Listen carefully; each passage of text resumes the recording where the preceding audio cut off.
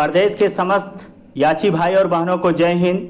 मित्रों, सबसे पहले जो सुझाव आ रहा है उस पर हम आप चर्चा कर लेते हैं।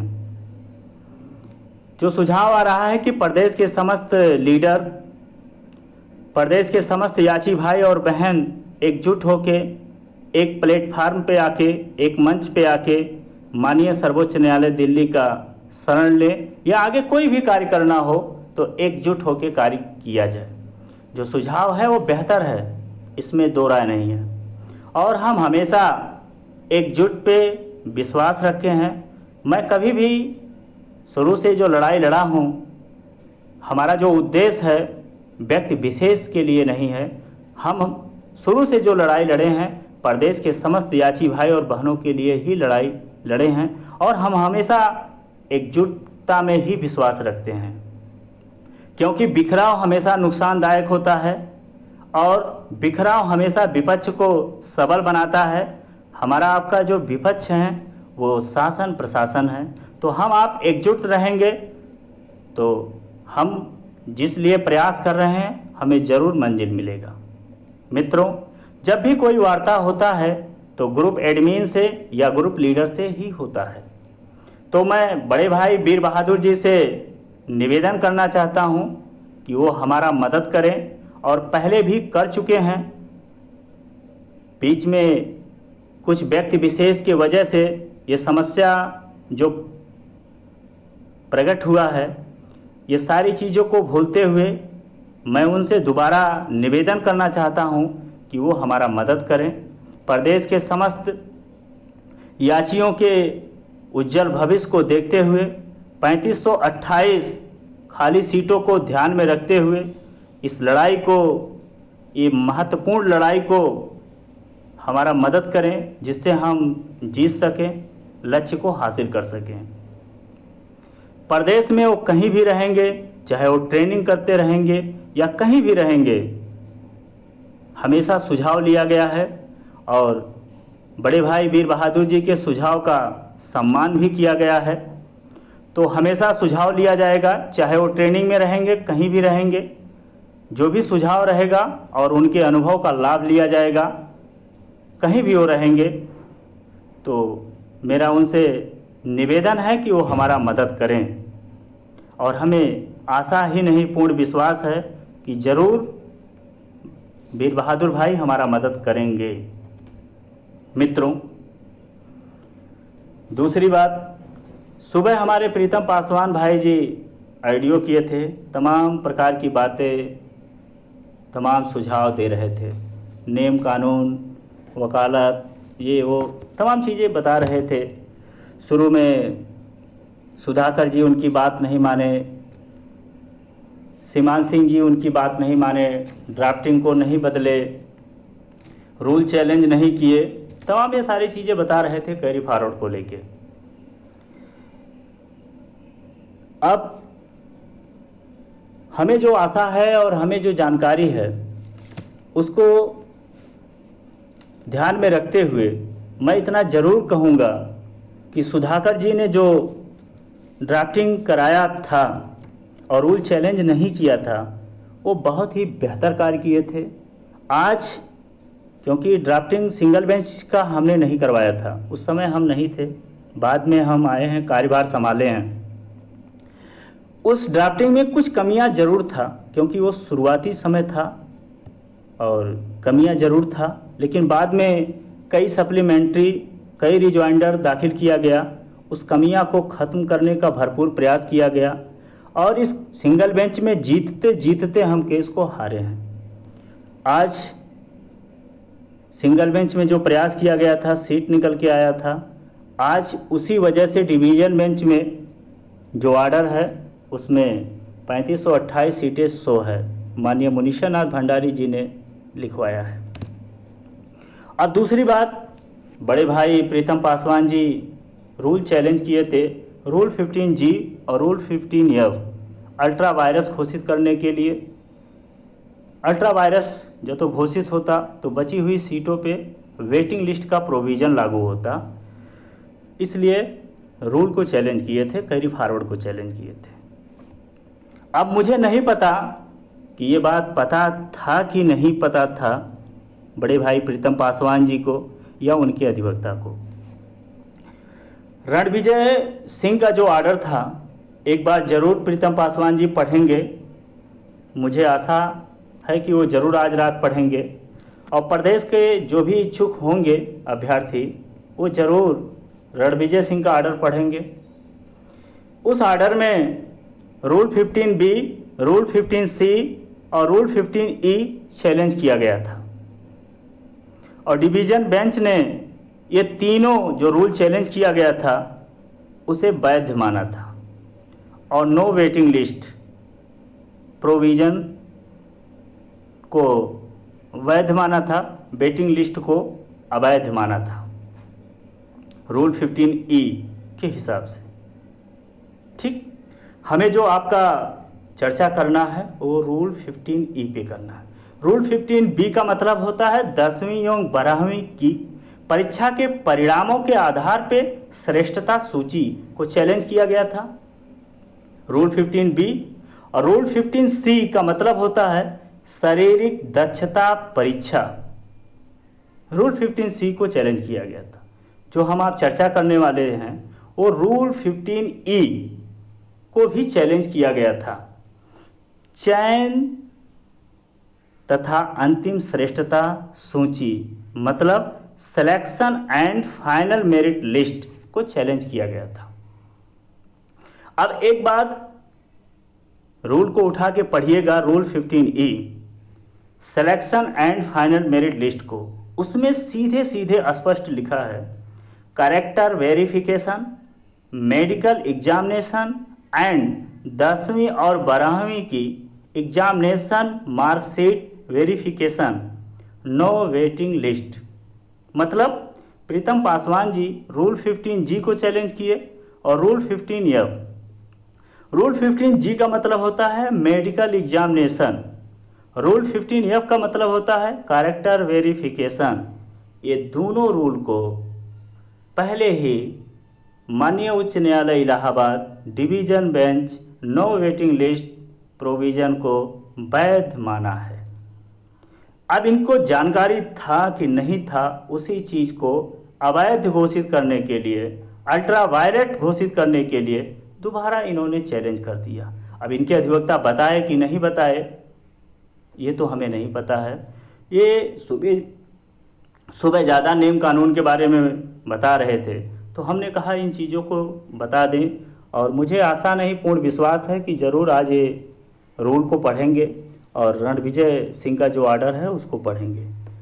तो इन्होंने जो चैलेंज किया था, शायद सिंगल बेंच में हम सीटों को चैलेंज नहीं किए होते तो आज जो हम आप 3528 पे हक जता रहे हैं और माननीय सर्वोच्च न्यायालय दिल्ली का शरण लेने के बारे में विचार कर रहे हैं, अपना मजबूती के साथ पक्ष रखने की बात कर रहे हैं, एक बेहतर ड्राफ्टिंग का विकल्प सोच रहे हैं, कोशिश कर रहे हैं। जब तो हम भी नियमावली चैलेंज किए होते तो सारी उम्मीदें हमारा समाप्त हो जाता, या सुधाकर जी नियमावली को चैलेंज किए होते या ड्राफ्टिंग कराए होते तो प्रदेश के जितने भी याची भाई बहन हैं 2015 के, उनका सारा आशा खत्म हो जाता। आज जो आशा है, शुरुआत में जो ड्राफ्टिंग सुधाकर जी करवाए थे उसमें कुछ समस्याएं जरूर था जो हमें झेलना भी पड़ा, लेकिन उसमें कई सप्लीमेंट्री, कई रिजॉइंडर दाखिल किया गया और एक बेहतर प्रयास किया गया, संघर्ष किया गया। हम केस को जीतते जीतते हार गए, लेकिन सीटें निकलवाने में कामयाब रहे, और आज उसी का देन है कि माननीय उच्च न्यायालय इलाहाबाद डिवीजन बेंच जस्टिस मुनीश्वर नाथ भंडारी जी जो ऑर्डर दिए हैं उसमें 3528 सीटें 100 है, आज उसी का देन है। तो चलिए, कुछ बातें था जो ज़्यादा नियम कानून की बातें बता रहे थे, तो हमने भी कहा इसको आप गौर से पढ़ लीजिएगा।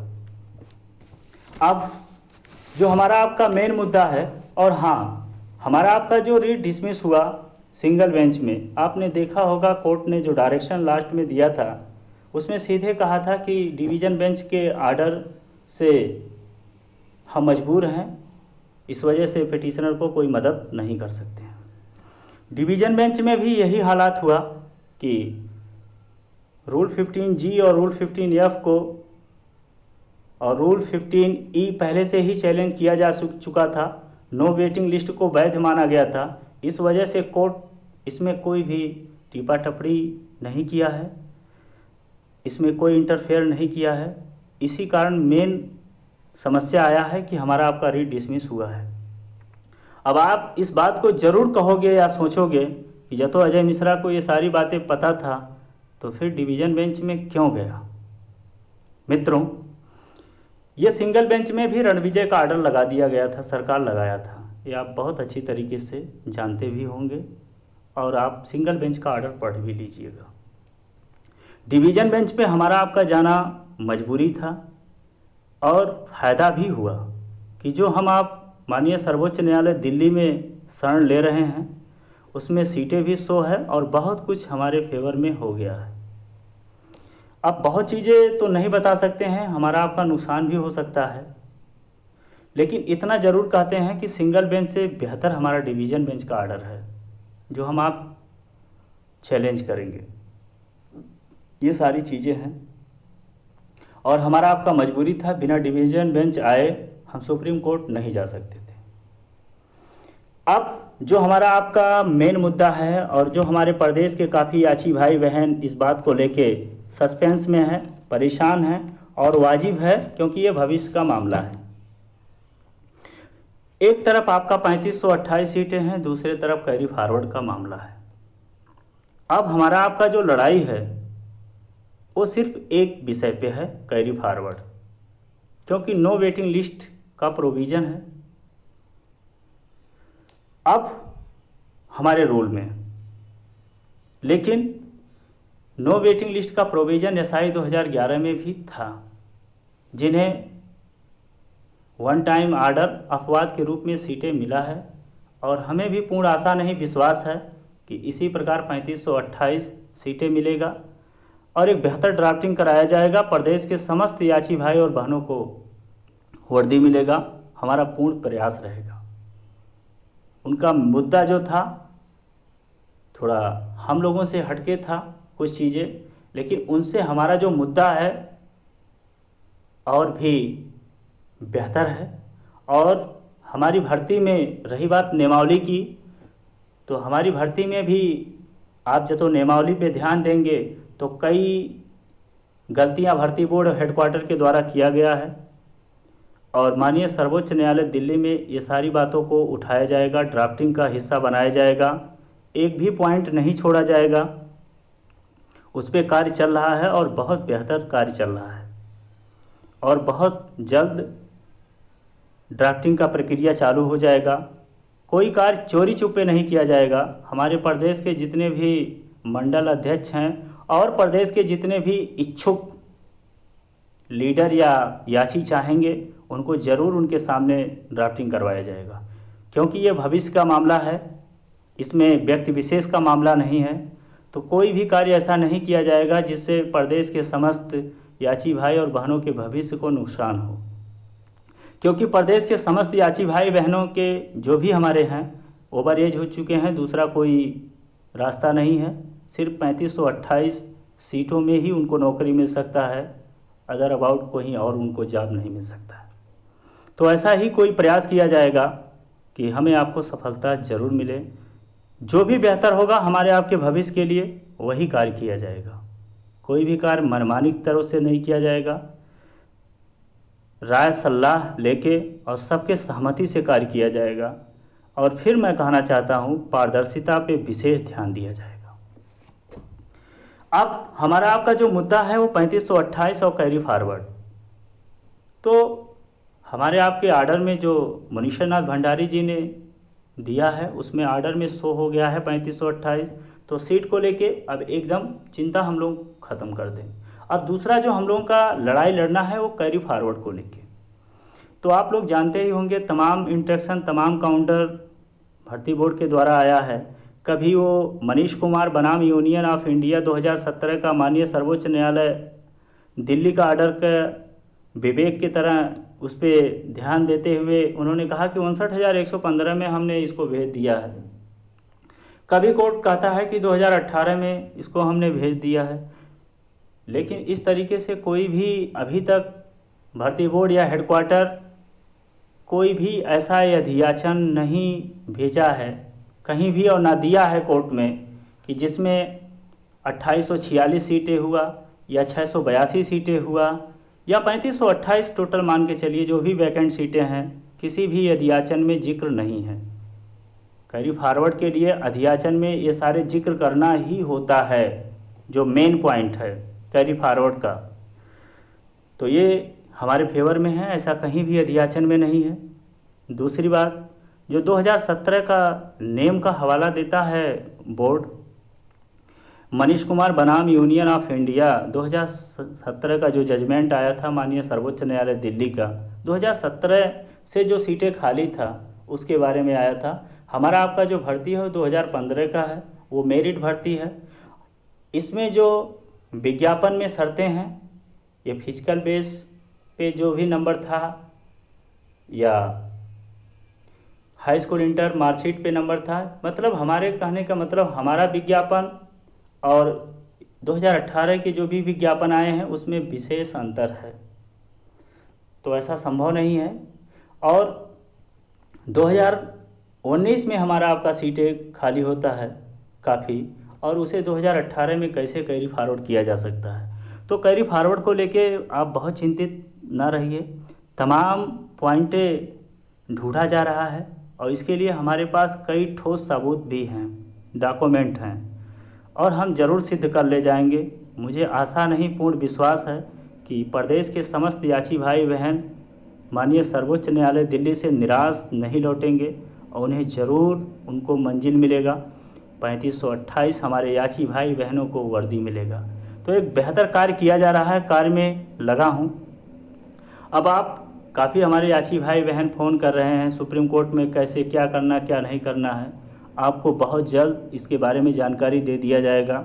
लगातार माननीय सर्वोच्च न्यायालय दिल्ली के कई AOR के संपर्क में बना हूँ। कम पैसे में कार्य हो, क्योंकि प्रदेश के समस्त याची भाई बहन एक निचले तबके से आते हैं, परेशान हैं। तो कम पैसे में हमें आपको काम करना है और एक बेहतर कार्य करना है जिससे हमें आपको वर्दी मिल सके।